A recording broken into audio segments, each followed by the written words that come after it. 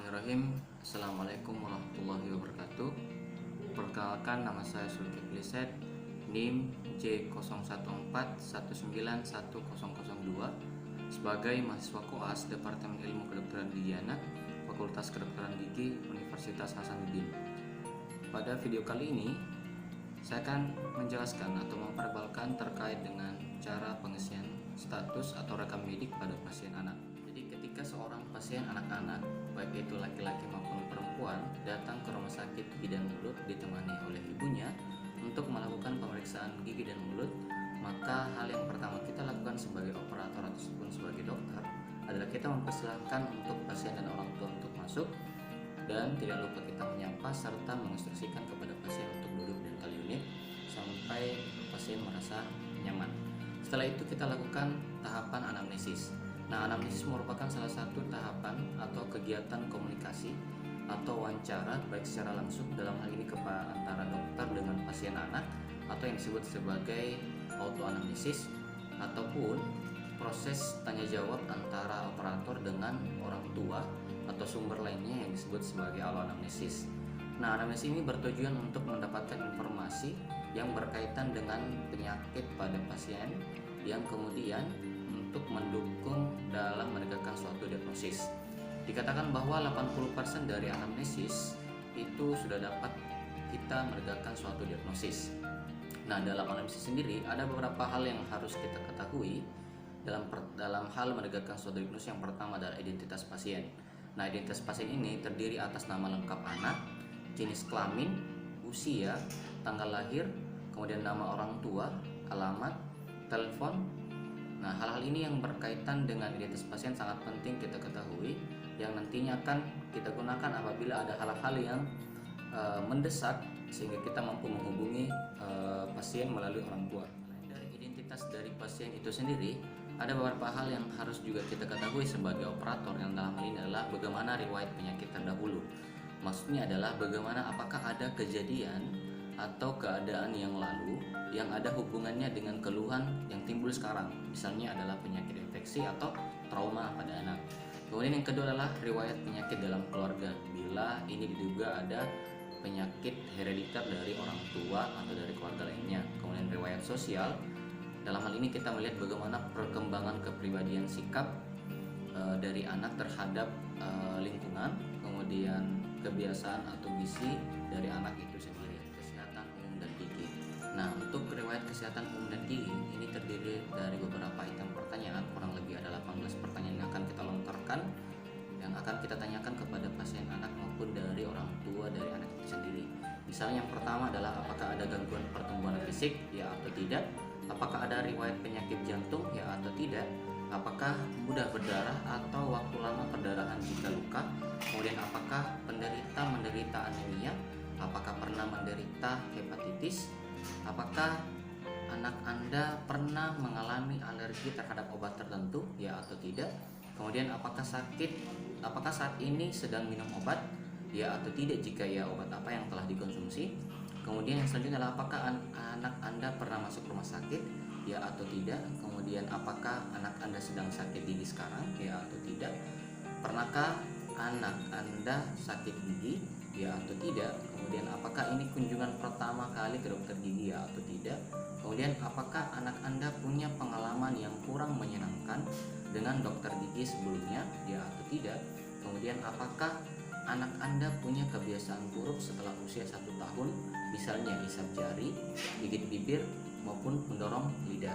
Kemudian selanjutnya adalah apakah anak Anda sedang atau pernah mengalami kesulitan dalam membuka mulut, ya atau tidak? Kemudian pada saat membuka mulut, apakah terasa sakit atau terdengar suara klik pada sendi rahangnya, ya atau tidak?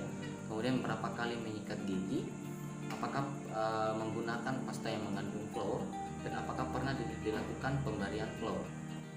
Semua item pertanyaan tadi telah dijawab baik itu oleh orang tua maupun dari anak itu sendiri, maka kita juga mampu melakukan penilaian atau peringkat perilaku dari pasien, di mana peringkat perilaku pasien itu sendiri terdiri atas 4 skala, di mana skala yang pertama adalah anak dengan sangat negatif, penolakan perawatan, menangis meronta-ronta, ketakutan, dan negatif yang ekstrim.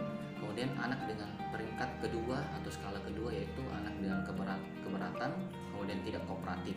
Kemudian untuk skala atau peringkat ketiga yaitu menerima perawatan dengan waspada dan mengikuti instruksi.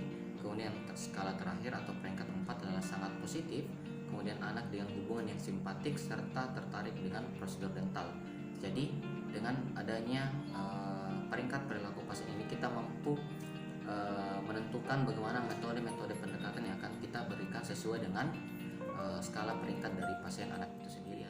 Dalam melakukan pemeriksaan ekstraoral ada beberapa hal yang harus kita ketahui atau kita periksa yang nantinya akan kita gunakan untuk mengetahui, atau informasi ini kita gunakan untuk menegakkan suatu diagnosis.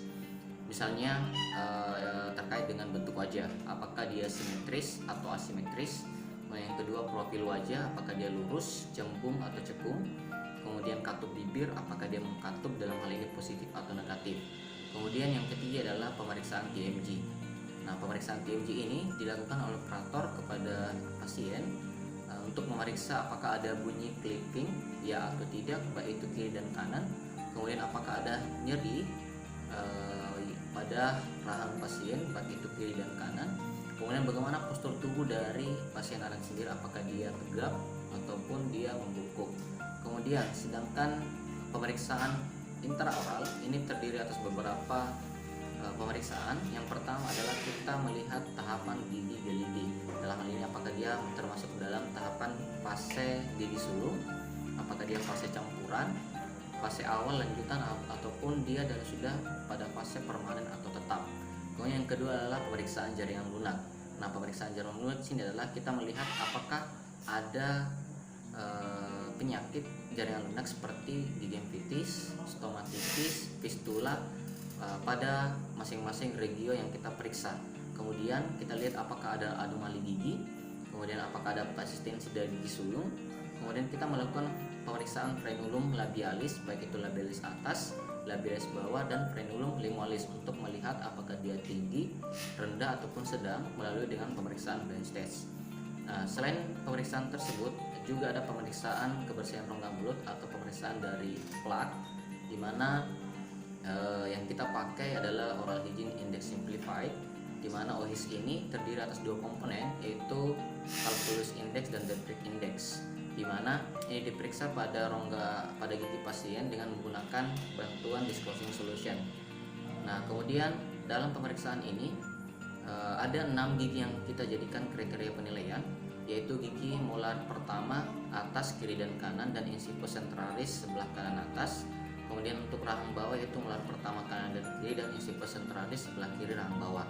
Kemudian untuk skornya sendiri, untuk skor 0 itu apabila tidak ada debris maupun kalkulus yang menutupi permukaan gigi pada gigi pasien anak. Kemudian skor 1 apabila ada debris ataupun kalkulus yang menutupi sepertiga dari permukaan gigi. Kemudian yang skor 2 apabila debris maupun kalkulus menutupi lebih dari sepertiga permukaan gigi tapi tidak lebih dari 2/3 permukaan gigi. Kemudian skor 3 apabila debris maupun kalkulus menutupi lebih dari 2/3 permukaan gigi sampai menutupi keseluruhan permukaan gigi. Nah, ketika didapatkan skor dari masing-masing gigi, maka total skor itu dibagi dengan gigi yang diperiksa dan dikategorikan. Untuk skor 0 sampai 1,2 dia dalam kategori baik, 1,2 sampai 3,0 itu dalam kategori sedang, sedangkan 3,0 sampai 6,0 itu dalam kategori buruk. Pada saat melakukan pemeriksaan intraoral, kita juga melakukan pengisian otogram. Nah, pengisian otogram ini disesuaikan dengan kondisi atau temuan klinis yang kita temukan pada rongga mulut pasien, dalam hal ini gigi geligi dari pasien. Misalnya terdapat karies pada oklusal gigi 84, jadi kita berikan singkatan OKAR, kemudian dengan simbol lingkaran hitam. Kemudian misalnya gigi yang hilang atau miss itu kita silang, kemudian gigi yang sisa akar itu kita centang seperti pada gambar di atas ini. Kemudian setelah melakukan pengisian otogram, maka selanjutnya adalah kita bisa melakukan pemeriksaan penunjang, dalam hal ini pemeriksaan radiografi, di mana pemeriksaan radiografi ini dilakukan apabila kita sebagai operator ragu-ragu dalam menentukan suatu diagnosis karena kita tidak melihat misalnya pada bagian periapikal, sehingga dibutuhkan suatu pemeriksaan radiografi untuk menunjang dalam menegakkan suatu diagnosis dari penyakit gigi dari pasien anak itu sendiri. Nah, adapun pemeriksaan radiografi yang bisa kita lakukan baik itu dalam bentuk radiografi panoramik maupun radiografi periapikal. Setelah rangkaian pemeriksaan telah dilakukan, mulai dari kegiatan anamnesis, pemeriksaan intraoral, ekstraoral, serta pemeriksaan penunjang jika dibutuhkan, maka kita mampu menegakkan suatu diagnosis dan rencana perawatan, di mana diagnosis ini berdasarkan pemeriksaan-pemeriksaan yang telah kita dapatkan ataupun temuan klinis pada rongga mulut pasien. Misalnya, contoh kasus pada anak-anak usia 8 tahun laki-laki datang ke rumah sakit gigi dan mulut, ternyata pada saat kita anamnesis dia datang dengan keadaan demam dan keluhan gigi sakit saat makan.